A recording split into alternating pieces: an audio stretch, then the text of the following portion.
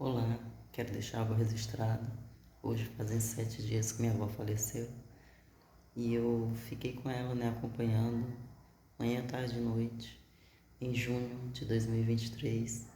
No dia 27 de junho ela faleceu e o que eu quero compartilhar com vocês foi algo que eu vivenciei, né, nos últimos minutos dela. Nós estávamos na UTI do Santa Juliana. E antes da consulta, que era às 15 horas, o médico me chamou, eu já estava lá, né? E ele falou: Olha, o quadro da sua avó é muito delicado, é gravíssimo. E se a gente entrar com algum tipo de tratamento, talvez ela não resista. Eu falei: Doutor, então posso chamar minha família para vir aqui ouvir do Senhor, né? E que eles possam, né, visitar ela, porque ela está viva ainda. Apesar de que ela estava muito fraca, porque não se alimentava já há quase 2 dias, só no soro. Não conseguia falar muito, só mexia com a cabeça, né? Não abria os olhos, muito cansada. E ele concordou.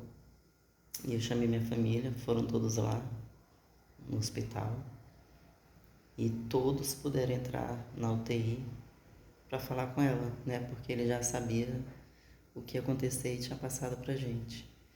Depois dessa visita, ela ficou 1 dia e meio na UTI de Santa Juliana. Depois dessa visita, o quadro dela foi só se agravando. Ela tinha trombose pulmonar, embolia, né? Arritmia, as pernas tinham ficado muito inchadas, mas com as medicações lá desincharam. Mas os batimentos dela cardíaco, a pulsação, estavam muito irregular. E depois da visita dos meus pais, da família, depois que falaram com ela dava alguns sinais, né, de que estava consciente. Quando eles comentavam, conversavam. E eles saíram, né? O psicólogo perguntou se eu tinha condições de ficar, como é que eu estava. Eu disse que tinha, né? Que eu não ia deixar ela só. A minha avó cuidou de mim quando eu era pequena. E ela se aposentou cedo por causa dos netos. Meus pais viajavam e ela cuidava da gente. Então não tinha como, no momento que ela mais precisava estar com alguém, eu deixar ela sozinha. Por mais que eu estivesse abalada. Eu disse: Não, eu vou ficar assim, eu não vou deixar ela só. Ele falou: Então você já jantou? Eu disse: Não. Ele falou: Então vai jantar aqui no hospital, né? Tem um restaurante, você vai lá e janta. Aí eu cheguei perto dela, ela não estava falando mais, né? Mas estava ouvindo. Eu falei: Vó, só vou jantar e volto. Ela só fazia aham. Aí eu fui. Só que quando eu terminei de jantar, eu lembrei que minha prima, pertinho daquele horário, eu fui às 19 e pouquinho, às 19h30, ela tinha marcado para me levar um lanche. Aí eu não entrei, né? Porque não podia ficar entrando e saindo da UTI. Você precisa lavar as mãos, fazer toda a higiene. Aí então eu fiquei esperando ela vir. Antes das 19h30 ela foi lá com o esposo e nós conversamos um pouco. E nisso depois eu entrei, né? Guardei minhas coisas no armário, celular que não podia entrar com ele e fui lá para a UTI. Quando eu cheguei lá, eu percebi que. E ela já estava com oxigênio, né? Tinha colocado desde cedo. Percebi que o rosto dela estava virado, a boquinha um pouco aberta. Aí eu cheguei perto, tentei ajeitar a cabeça, chamei ela não respondia, mas olhei, o oxigênio estava lá. Aí eu olhei para a máquina, só estava do coração, muito com os batimentos oscilando. 40, 45, 35, 30, e subia. 40, 45, 35, 40, 45. E ficava nessa oscilação. Nisso eu chamei os enfermeiros, né, os médicos. Eles já sabiam, né? Eles já tinham falado para a família. E eles pegaram, colocaram uma luzinha no olho dela. Um não respondia, o outro tinha um reflexo mínimo, eles falaram. Então eu entendi que ela ainda estava lá, né? E depois disso, ele falou para mim: Bom, o médico mais cedo conversou com vocês, né? Eu falei: Sim. Ele disse: Pois é, o coração dela tá assim porque ele tá parando. Só que ele oscilava, né? 45, 40, 35, subia. E quando a gente conversava, eu olhava para a máquina e ficava nessa. Não baixava, nem subia mais do que isso. Aí quando eu saí, Eu voei em cima da cabeça dela, comecei a fazer carinho e comecei a conversar. Ela tinha um certo medo, né, de morrer, gostava muito de viver, tinha 87 anos. Aí eu comecei a conversar com ela. Ela gostava muito de chácara, de mato, de verde, né? E eu fui conversando. Conforme eu fui conversando, eu olhava para a máquina e ela tinha parado de oscilar. Parece assim, a minha impressão, o que eu senti na hora, era que ela estava esperando, né, eu chegar, porque eu estava com ela lá, e para que ela pudesse dar o último adeus. Porque conforme eu fui falando, parece que o espírito dela foi aceitando, porque não ficou mais oscilando, né, os batimentos do coração. Ele foi caindo devagarzinho, numeração por numeração, foi caindo. E eu falei, né, vó, você cumpriu sua missão, não se preocupa, vai ficar tudo bem. Nós vamos cuidar da mãe. Obrigado por ter cuidado dos seus netos. Né? Jesus está te esperando, segura na mão dele. Agora tu vai ter oportunidade, vó, de ver um paraíso lindo, como tu desejava uma chácara aqui, porque ela já teve chácara, mas ela vendeu e sonhava, né, em ter de volta. E assim eu fui acalmando ela. Quando eu ia falando e olhando para o aparelho, foi baixando. 30, 29, não subiu mais. 28. E eu continuei falando, eu não parei. Enquanto eu ouvia que ela estava ali, né, eu fui trazendo conforto. Aí eu disse várias coisas para ela, eu disse, vó, nós chamamos, né, tua missão foi cumprida. Meu amor, você pode ficar tranquila, que você possa ir em paz. E foi baixando, eu olhava, 10, 9, né, ia mostrando no aparelho. Eu falei, vó, todas as vezes que eu olhar para o céu, eu vou lembrar de ti.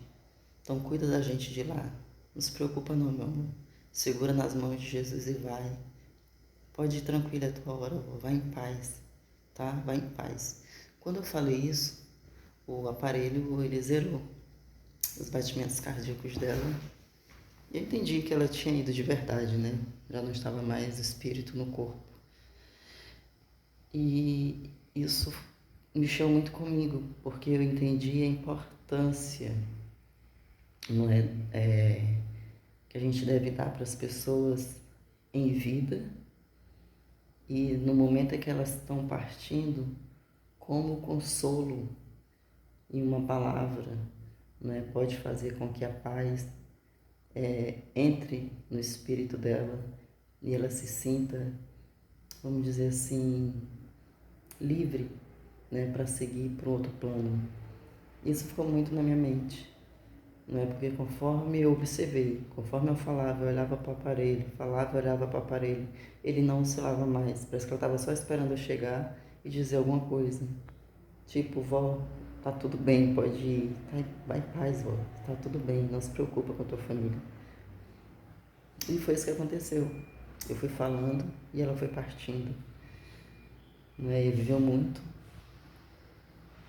e eu gostaria de deixar isso registrado, né, porque um dia eu vou assistir isso aqui há alguns anos na minha vida e eu não quero esquecer disso que eu aprendi, na importância que nós temos que dar para as pessoas em vida, na importância que temos que dar para os idosos, que eles precisam de ajuda, precisam de cuidado, precisam de carinho, a importância que nós temos que dar no momento da enfermidade,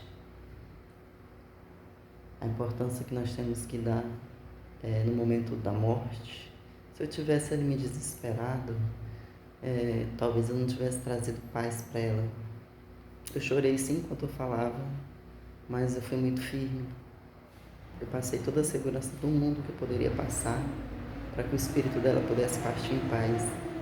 E foi isso que aconteceu. Isso me traz muita tranquilidade, porque eu sei que Deus me usou do lado dela para que ela pudesse ir tranquila e eu pudesse tirar grandes ensinamentos daquele momento.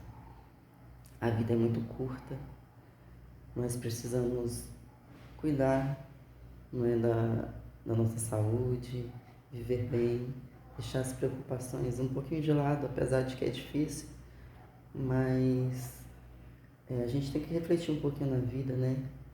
E ver que algumas coisas não valem a pena e outras valem. E foi um grande ensinamento para mim. Hoje fazem 7 dias que ela partiu. Há 2 dias atrás eu sonhei com ela. Eu sonhava muito com os meus avós falecidos, mas eles nunca falavam nos sonhos. Aí tinha dado uma parada, um bom tempo.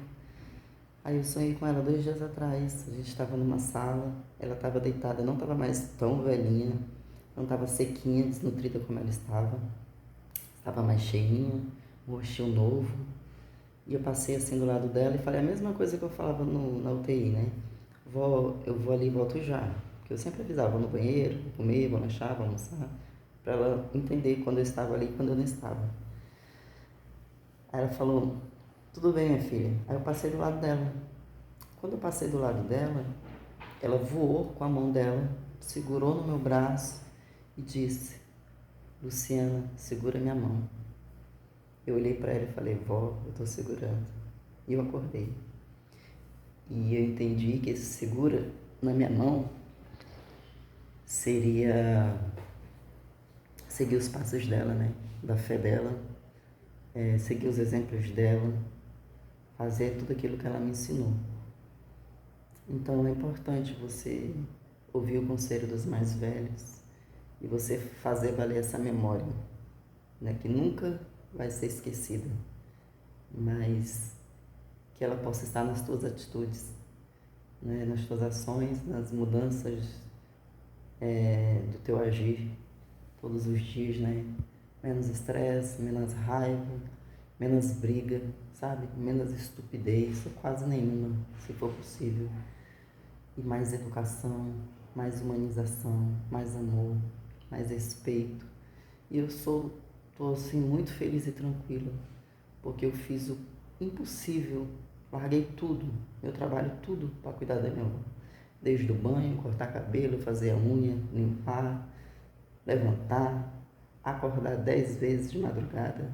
Eu fiz tudo, mas eu não deixei ela só. Que isso possa um dia te ajudar. Não deixe quem precisa só. E Deus um dia vai te recompensar. Que Deus nos abençoe.